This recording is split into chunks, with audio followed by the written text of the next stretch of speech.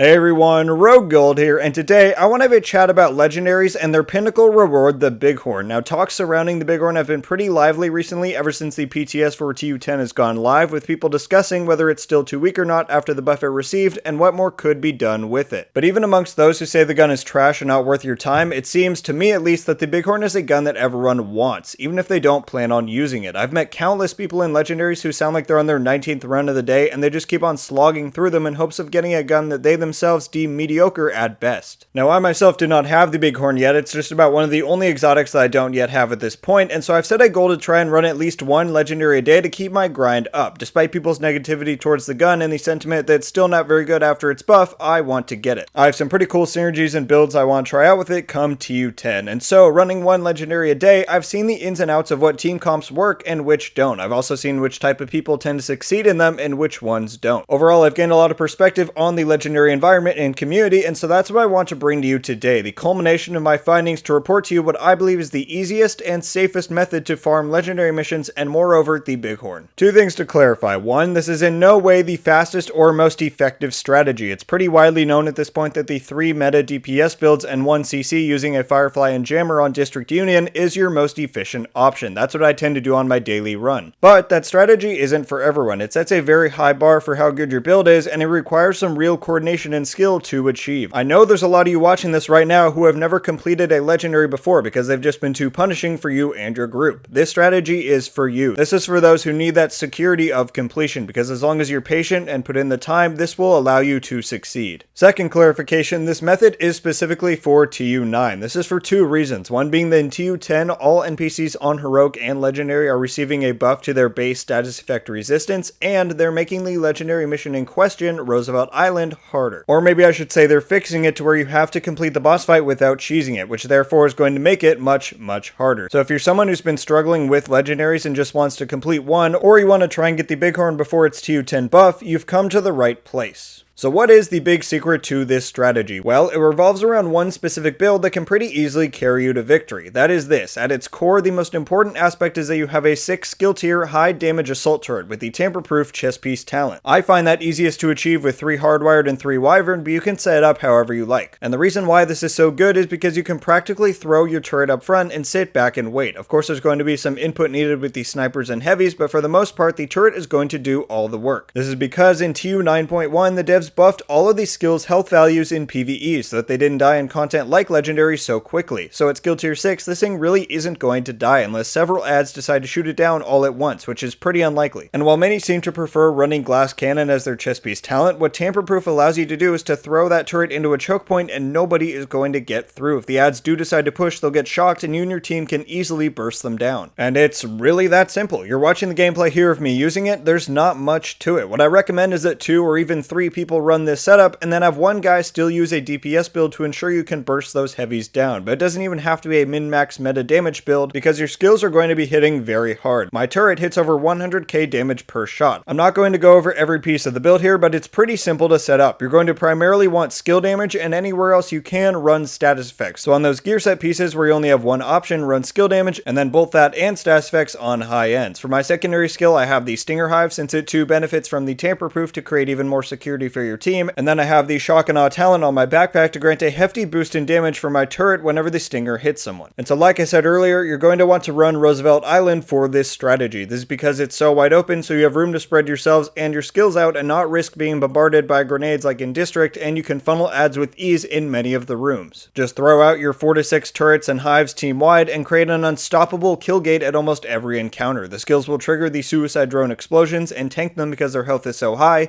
It'll soak in those heavy backpack Stinger Hives. It's really great. There's really only one room where the strategy of creating a kill gate and funneling differs, and that's at the end of the mission. If you haven't ran Roosevelt before, it's vital to know that you don't have to jump out of that tower at the end. Just stand in it and the 2 drone bosses will spawn. From here you can just take your time whittling them down from the tower, and while you're completely safe from the ads below. And once you do kill the bosses, you have the option to jump down if you're confident enough, but what you can also do is throw in a sniper turret and cluster seeker mines and go to town. Just place the turret on the ledge you would usually vault over and chuck those those seekers in every 30 seconds and you'll be done in no time. It will obviously take longer than jumping down and facing the ads, but it's a much safer method and shouldn't take too long as everyone is pitching in. I should note that some will say you should always use this same strategy of throwing seekers up from the safety of the hole in the room prior to the boss, but personally I've never had trouble jumping up and throwing the turrets and hives out as per usual and just standing back, so whatever you feel more comfortable with doing there. And honestly, that's about it, guys. Like I said, it's really not that hard. As long as you take advantage of this while we're still in TU9, you should be clearing legendaries and hopefully getting the Bighorn before too long. It may take some small amounts of trial and error for your team to feel out the mission and the different rooms, but do know that you can almost always pull the ads way back in any encounter of the mission. So as long as you're patient, take it slow, and stay back, you should be successful. And just to say it once more, this is not the most effective farm for legendaries. I know this, and that's not the point of this video. The point is to educate and hopefully help out some of you who are still struggling to complete these missions. So I do hope that ends up being the case, and I hope you guys can take advantage of this while it lasts. That's going to do it for today, guys. Thank you very much for watching. Leave a like if you enjoyed this video, and be sure to subscribe with notifications on so that you can be updated every time I upload. Let me know down in the comments below if you've found any success in this strategy, what other methods have worked well for you, and if you've snagged the Bighorn or any other good rewards yet. Hopefully I can get mine too before too long. I'm just going to let some more footage of this play out for you guys so you can get a general sense of how we play the mission and such, so that should help you out if you're still in question at all. But that's going to do it, guys. I hope you have a fantastic day. Stay safe. Until the next one, guys, RogueGold